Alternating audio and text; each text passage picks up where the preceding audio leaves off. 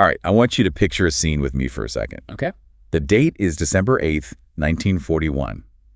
We're in the Capitol building in Washington, D.C., and you can just feel the tension in the air. I mean, you could cut it with a knife. The United States has just been attacked at Pearl Harbor. Exactly.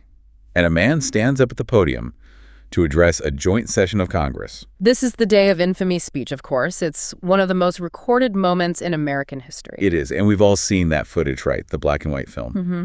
But I want you to zoom in on a detail you might miss if you aren't really looking for it. Look at his hands. Franklin Delano Roosevelt is just gripping the sides of that podium. White-knuckled. Yeah, white-knuckled intensity. His hands are clamped down so hard you can see the knuckles straining. And, to the casual observer, or even the senators in that room, it just looks like he's emphasizing the gravity of the moment. Right, he's declaring war, he's angry, he's resolved. But the reality is, well, it's physically much more desperate. It is, isn't it? He's not gripping that podium for emphasis. He's gripping it because it is the only thing keeping him standing up. If he lets go, even for a split second, he collapses. The President of the United States just falls to the floor. That one image, for me, really sets the stage for our entire deep dive today. It's the central paradox of FDR. Absolutely. Here's arguably the most powerful man on the planet, a leader who's pulling a nation from total economic ruin and about to defeat fascism. And he literally cannot walk across a room by himself. And here's the real kicker. The vast majority of Americans listening to him on the radio that day, they had no idea. Absolutely no idea. That just blows my mind. I mean, in today's world of the 24-hour news cycle, social media, the idea that a president could hide paralysis seems completely impossible. It was what they called the Splendid Deception. And honestly, you can't understand FDR, the president, without first understanding that deception and the man behind it. So today, we're not just doing a political timeline. We're really looking at his entire life to try and solve a mystery. Right. Which is, how did this man, born into such immense privilege, a pampered aristocrat, how did he become the champion of the forgotten man? And maybe how his own personal physical suffering was the key that unlocked his political greatness. Exactly. We're going to cover it all. From the velvet cage of his childhood to the happy warrior fighting polio, and then finally to that war-weary leader we see at Yalta. So let's go back, way back to the beginning, long before the wheelchair and the war. Let's talk about Hyde Park, New York, 1882. To understand Franklin, you really truly have to understand his mother, Sarah Delano. Okay. Franklin wasn't just born into wealth. He was born into what was basically American aristocracy. The Roosevelts, the Delanos, this was old money. And Franklin was the absolute center of Sarah's universe. I've heard his childhood described as being in a velvet cage. What did that actually look like? It was total control, but masked as just overwhelming affection. I mean, get this. Franklin was tutored at home until he was 14 years old. 14. He wasn't out scraping his knees with the neighborhood kids. He was being molded, almost in isolation. Sarah controlled the finances, the household, and she fully intended to control Franklin's entire destiny. I read she kept him in those little Lord Fauntleroy suits. She did. These fancy velvet outfits, long after other boys his age were in long pants. It was, well, suffocating. A very possessive kind of love. She wanted him perfect, safe, and most of all, hers. There's a story from that time that feels almost like a prophecy, but in reverse. His father takes him to the White House. Right, to meet President Grover Cleveland. And you'd expect that classic politician moment, pat the kid on the head, maybe you'll sit here one day. But that's not what happened. Not at all. Cleveland was having a rough time in office. He was exhausted. He looks down at this little boy and says, "My little man, I am making a strange wish for you. It is that you may never be president of the United States." Wow. Talk about a cursed blessing. Right. But despite that velvet cage, Franklin does eventually have to enter the real world. He goes off to Groton School. And Groton is a huge deal. Groton is crucial. This was the prep school for the elite, and it was run by a man you have to know to understand FDR's moral compass, Endicott Peabody. And what was his whole philosophy? He preached this idea of Christian charity and the duty of the wealthy to serve society. The idea wasn't to go out and make more money. You already had money.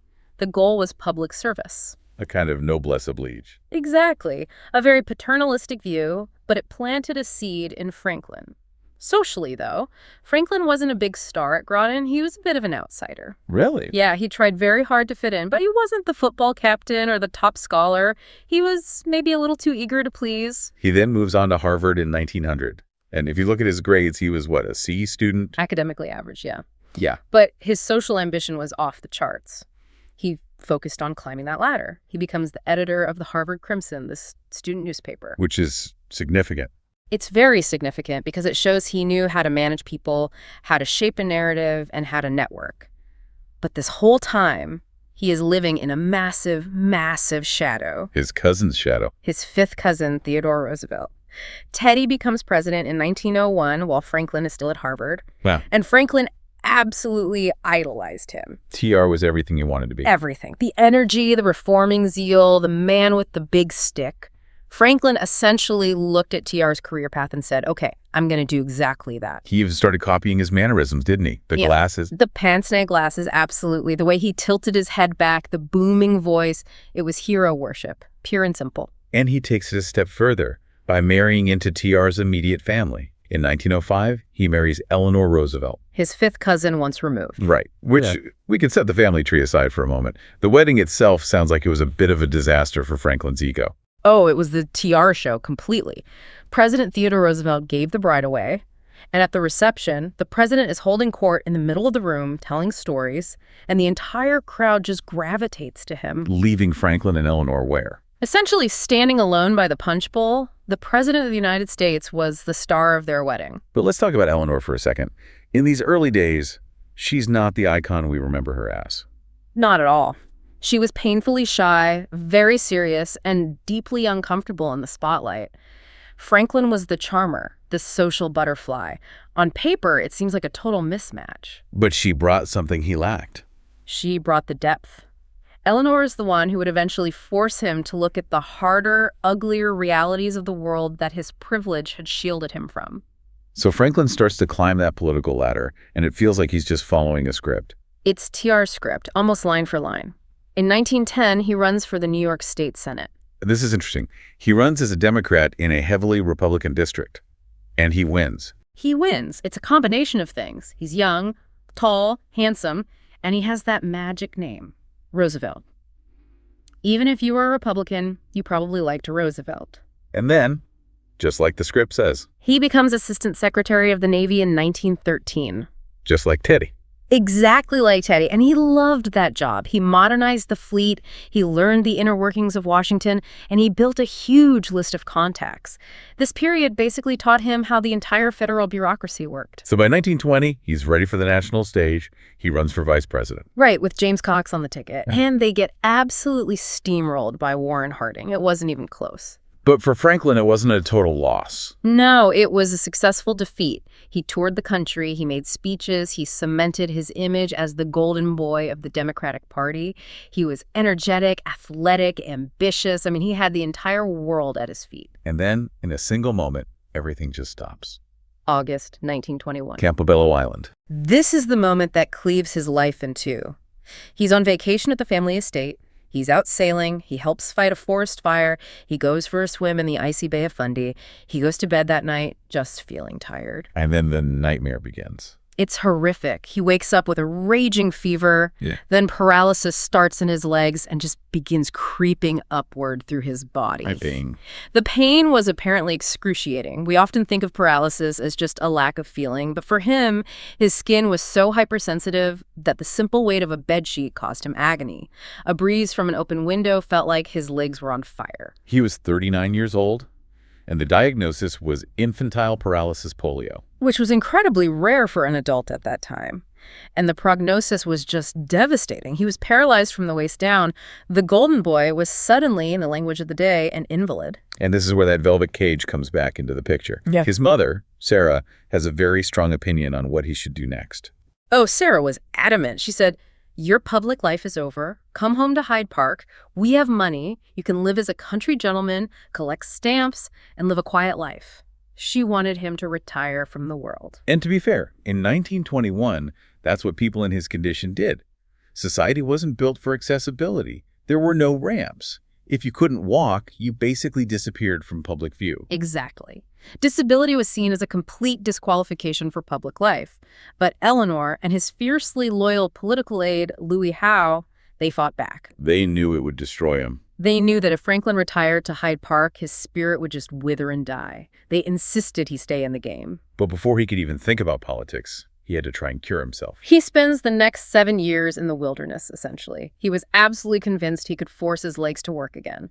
He found this rundown resort in Warm Springs, Georgia, where the mineral waters were naturally heated. And he believed they had curative powers. He did. And Warm Springs becomes this huge part of his identity. He bought the place with a massive chunk of his own personal fortune. He turned it into a rehab center. Right. For other polio patients, they called it the Little White House. But what's so important here is how it changed him socially. How so? At Hyde Park, he was the aristocrat. At Warm Springs, he was just another guy who couldn't walk. He'd be in the pool playing water polo with other patients. Some of them were rich, some were dirt poor. He was lifting them, laughing with them. This goes right back to the central question of our deep dive.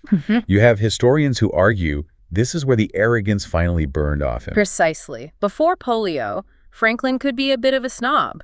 He was charming, yes, but also superficial. Polio taught him patience. It taught him what it meant to be helpless, to be in pain, to not be able to control your own body. You gave him a connection to suffering. A visceral one that he simply did not have before. He learned how to listen, partly because he physically couldn't get up and walk away. But the reality was still there. He could not walk. So if he's going to run for governor or president, how does he physically do it? He invents a way.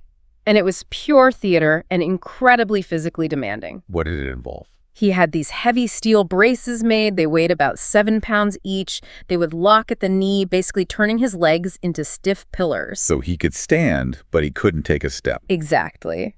To walk, he would grip a cane in one hand and the arm of a strong aide or one of his sons in the other. Then he would use his upper body strength to swivel his torso, throwing his hips forward one side at a time. That sounds absolutely exhausting. That was grueling. And it was dangerous. If he lost his balance, he would fall like a tree because his knees couldn't bend to catch him. He had to have total trust in the person he was holding. And all the while? All the while, he'd be sweating profusely from the effort, his knuckles white, but he'd be looking up, flashing that huge smile, chatting, acting like it was the most natural thing in the world. The Splendid Deception. He managed the optics perfectly. He forbade any photos of himself in a wheelchair. The Secret Service would actually step in if a photographer tried to snap a picture while he was being lifted out of a car. And the press corps went along with it. They did. It was a gentleman's agreement. They respected the dignity of the office. It's an arrangement that could never, ever exist today. The big comeback moment is the 1924 Democratic Convention. Yes. He walks to the podium to nominate Al Smith for president. And it took him a long, long time to get from his seat to the microphone. The whole crowd just held its breath. And when he got there? He got there, grabbed the podium, and flashed that million-watt smile. The press dubbed him the Happy Warrior, and that nickname completely reframed his disability. He wasn't a victim. He was a warrior who was fighting a battle with joy. By 1928, he's elected governor of New York. And then, just as he's hitting his stride, the world falls apart. 1929, the stock market crash, and the Great Depression begins. It's hard to even describe how bad things were by the time the 1932 election came around. It was catastrophic. I mean, 13 million people unemployed. People were literally starving in the streets. But the scariest part was the banking system. It was in a total freefall. People were pulling their money out. A run on the banks. They'd pull their money out, which caused more banks to fail, which caused more panic. It was a death spiral. So FDR runs against the incumbent, Herbert Hoover, promising a new deal. And he wins in an absolute landslide. He takes office in March of 1933, and he walks into the greatest crisis the country had faced since the Civil War. The banks were actually closed on his inauguration day, weren't they? The governors of almost every state had shut them down because there's simply no money left. The U.S. economy had flatlined. And his inauguration speech contains that iconic line, "The only thing we have to fear is fear itself." Which was aimed directly at that banking panic. He was telling people that their own fear was making the reality so much worse. But words are one thing. You can't eat a quote. He needed action. And he delivered. The first 100 days is still the benchmark we measure every new president against. First, he declares a bank holiday, just shuts the whole system down to stop the bleeding, and then came the alphabet agencies. Okay, let's dig into a few of these because it's easy to get lost in the acronyms. Let's start with the CCC, the Civilian Conservation Corps. The CCC was, I think, brilliant social engineering. You had millions of young, unemployed men roaming the streets. They were angry, hopeless. That is a recipe for revolution or fascism. So what did he do with them? He put them in the woods. They planted trees. They built state parks. They fought forest fires. The government paid them. They sent most of the money home to their families. But most importantly, it gave them their dignity back. It took this volatile population and gave him a purpose. Okay, then there's the AAA, the Agricultural Adjustment Act. Sure. This one feels like a moral paradox. Oh, it's the most controversial part of the early New Deal. By far, farmers were going bankrupt because crop prices were too low. There was just too much supply. So the government's solution was To pay farmers not to grow crops. They literally paid them to plow under fields of cotton and to slaughter piglets. while people in the cities were standing in bread lines. Exactly. That's the paradox. You have people starving, and the government is paying to destroy food to raise prices. Economically, it might have been necessary to save the farm sector, but morally, it looked absolutely terrible. It just shows you how broken the whole system was. And then there's one that's still with us today, Huh? the FDIC. The Federal Deposit Insurance Corporation. This might be the bedrock of our modern economy. The government said, very simply, if your bank fails, we guarantee your money up to a certain amount. And that stopped the bank runs. Overnight, it restored trust in the system. But it wasn't just the policies, was it? It was his voice, the fireside chats. This completely changed the presidency. Before FDR, presidents communicated through, formal written statements or stuffy speeches. FDR came right into your living room through the radio. And he'd always start with, my friends. My friends. It was so intimate. And I looked into the mechanics of his speaking style. He spoke incredibly slowly. Slower than a typical broadcaster. Much slower. The average was about 175 words per minute. FDR spoke at 120. He slowed it way down. He used simple, clear analogies. He explained complex banking policy so that a factory worker or a farmer could understand exactly what the government was doing and why. He was treating the public like partners in the recovery. He was. And it worked. After that first chat explaining the bank holiday, people didn't hoard their money. They went back to the banks the next day and deposited it. He essentially talked the banking system back from the brink of death. So the first New Deal stops the immediate bleeding. But by 1935, the Depression is still going on, and his critics are getting louder. Right. The emergency relief had worked, but the deep structural problems were still there. So FDR shifts gears. This is what we call the Second New Deal. And what's the difference? This is where the government stops being just an ambulance and starts trying to be a hospital. It moves from emergency relief to permanent structural change. And the crown jewel of this is the Social Security Act of 1935. It's hard to overstate how revolutionary this was. We take it for granted now. But before 1935, if you got too old to work, you were dependent on your children or on charity. If you had neither, you starved. Social Security created a safety net. It created a contract between the citizen and the state. You pay in while you work, and the government guarantees you won't die in poverty. It fundamentally changed everything. But FDR hits a huge wall, a big obstacle. The Supreme Court. The Four Horsemen, as they were called. These were four deeply conservative justices who basically believed the entire New Deal was unconstitutional. They kept striking down his laws, saying the federal government had no right to regulate local economies. So FDR, fresh off a massive re-election win in 1936, feels invincible. He decides to take on the court directly. And this leads to the court packing plan. This was his biggest political blunder, without a doubt. What was the plan? He couldn't fire the justices, so he proposed a law saying that for every justice over the age of 70 who didn't retire, the president could appoint an additional new justice, up to 6 of them. So he just wanted to flood the court with his own people to dilute their votes. Exactly. He tried to sell it as helping the old judges with their workload, but nobody bought it. It looked like a power grab, like he was trying to be a dictator and destroy the separation of powers. And it failed. It failed miserably. Even his own Democratic Party in Congress revolted. In a strange way, he kind of won anyway. How is that? He lost the battle, but he won the war. It's called the switch in time that saved 9. One of the swing vote justices, Owen Roberts, suddenly started voting with the liberals. The court stopped striking down New Deal laws. So he got what he wanted in the end. He did, but his reputation for being above politics took a real hit. It showed people he could be ruthless. Now we have to bring Eleanor back in here. While Franklin is fighting the Supreme Court, what is she doing? She is completely redefining the role of First Lady. Remember, Franklin can't travel easily. He can't go inspect a slum or go down into the coal mine. So she became his eyes and ears. Exactly. She traveled incessantly. She would go to the poorest parts of the country, see the conditions firsthand, and come back to the White House and basically drop a stack of reports on Franklin's desk saying, you have to do something about this. She wasn't just a reporter, though. She was an advocate. Oh, she pushed him hard. She was his conscience. Franklin was always a politician. He needed the votes of Southern Democrats who were staunch segregationists to pass his economic bills. So he dragged his feet on civil rights. He did, but Eleanor refused to let him ignore it. She would famously sit in the colored section at public meetings. She resigned from the Daughters of the American Revolution when they refused to let the black singer Marian Anderson perform. She was often way out ahead of him politically. So domestic policy is everything in the 1930s. But by 1939, the whole world's focus is shifting. Yes. Hitler invades Poland, war breaks out in Europe, and FDR is stuck in a terrible position. The American public was fiercely isolationist. Deeply isolationist. They looked at the carnage of World War I, and the national sentiment was just, never again, not our problem. But FDR could see the threat coming. He knew the Atlantic Ocean wasn't a real shield anymore. He knew that if Britain fell, the U.S. was next. But he couldn't get too far ahead of public opinion. He had to gently nudge the country from isolation toward intervention.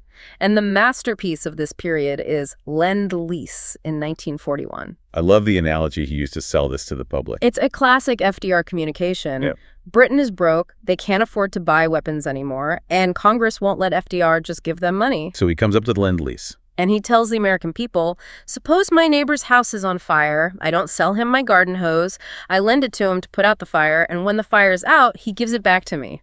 Of course, a garden hose isn't a tank. You don't usually get a tank back in one piece. No, you usually get it back as scrap metal. But the metaphor worked brilliantly. It made perfect sense to people. Congress passed it, and America officially became the arsenal of democracy. Pumping out weapons for the Allies while staying out of the fight? Until December 7, 1941. Pearl Harbor. And that changes everything in an instant. The debate is over. FDR goes to Congress, gripping that podium, as we said, and gets his declaration of war. And ironically, the war succeeds in doing something the New Deal never quite could. It completely ended the Great Depression. Overnight, you went from mass unemployment to a labor shortage. Everyone was either in the military or working in a factory building planes and tanks. The U.S. economy literally doubled in size during the war. So FDR is no longer just a domestic reformer. He's a global commander-in-chief. He joins the big three. Right. With Winston Churchill and Joseph Stalin. And the dynamics there must have been fascinating. Oh, completely. He and Churchill had a genuine, deep friendship. They'd stay up late drinking brandy, smoking cigars. But Stalin, that was a different game entirely. That was a relationship born of pure pragmatic necessity. He needed the Soviets. He desperately needed the Soviet Red Army to grind down the German military on the Eastern Front. Let's fast forward to the most controversial moment of his war diplomacy. The Yalta Conference in February 1945. This is right near the end of the war. They meet in the Crimea to plan the post-war world, and by this point, FDR is in terrible physical shape. How bad was it, really? He was dying. He had lost a shocking amount of weight, his hands shook so violently he could barely sign his own name, and he was in advanced congestive heart failure. His doctors knew it, but they hid the severity from the public, and even, to some extent, from FDR himself. Yet he went to Yalta anyway. And the big criticism is that he gave away the store to Stalin. That's the criticism, yes. That he sold out Eastern Europe, especially Poland, to the Soviets. He agreed to let Stalin oversee elections there, which everyone knew would be a sham. So why did he do it? There are two main reasons. First, the military reality on the ground. The Red Army was already in Poland. They occupied it. FDR couldn't force them out without starting World War III against our own ally. And the second reason? The atomic bomb wasn't a sure thing yet. FDR's military advisors were telling him that a ground invasion of Japan could cost 1 million American lives.